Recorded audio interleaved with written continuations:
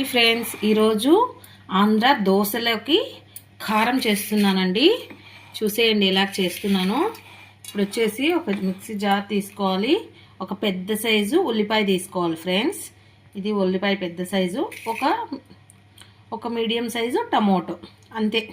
వెల్లుల్లిపాయ ఒక 2 వేసుకొని చాలు, టేస్ట్ బాగుంటుంది. చేసే ప్రాసెస్ చూపిస్తున్నాను చూడండి. ఫస్ట్ మిక్సీ జార్లోకి ఉల్లిపాయలు వేసేసుకోండి. అలాగే వెల్లుల్లిపాయలు 2, టమోటో,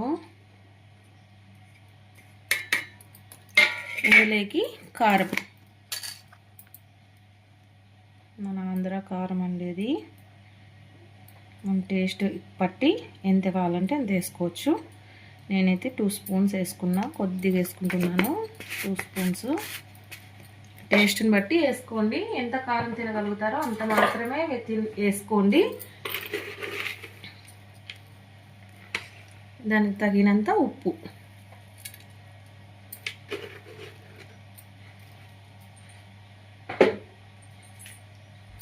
ఏం చేసేసుకుందాం ఫ్రెండ్స్, చూసేయండి.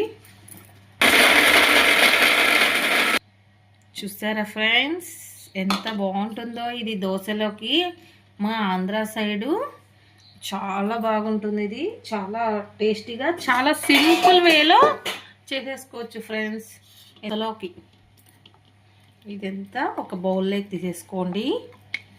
ఇలాగా చూడండి, కలర్ కూడా ఆంధ్ర స్టైల్లో ఫుల్ కలర్ కూడా వచ్చేసింది చూడండి. ఇది దోశ మీదకి వేసుకొని తింటే మా ఆంధ్ర వాళ్ళకి ఈ కారం లేనిది అస్సలు తినలేరండి. దోశ, ఆంధ్ర దోశ కారం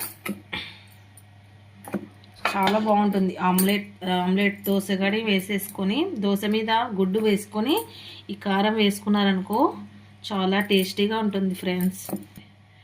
చూసారా ఫ్రెండ్స్, నేను చేయి కడుక్కొనే చేశానండి. మళ్ళీ చేయి కడుక్కోకుండా అలాగే చేయి పెట్టేశారేమో అని అనుకోకండి. ఓకేనా ఫ్రెండ్స్, చూసేయండి. సింపుల్ వేలో ఎలా ఉందో అలాగే కామెంట్ చేయండి. ఒక లైక్ ఇవ్వండి. నచ్చితే కామెంట్ కూడా చేయండి. చూసారా ఫ్రెండ్స్ దోశ ఎలాగుంది. ఇప్పుడు ఈ దోశ మీద మనం చేసిన ఎర్రకారం పూస్తాము. టేస్ట్ అదిరిపోతుంది. చూసేయండి.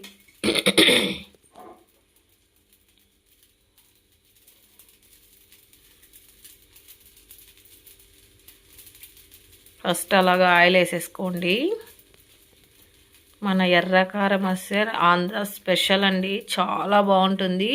ఒకసారి ట్రై చేసి ఎలాగుందో కామెంట్ కూడా చేయండి ఫ్రెండ్స్. ఎర్రకారం ఎలాగ చేయాలో నా వీడియోలో ఉంది, చూసి ట్రై చేయండి. దోశ ఇలాగ తిప్పేసిన తర్వాత అటు సైడ్ బాగా కాలాక ఎర్రకారం చేయాలి. అలాగ ఎర్రకారం పూసుకోండి, చాలా బాగుంటుంది. అంతే ఫ్రెండ్స్.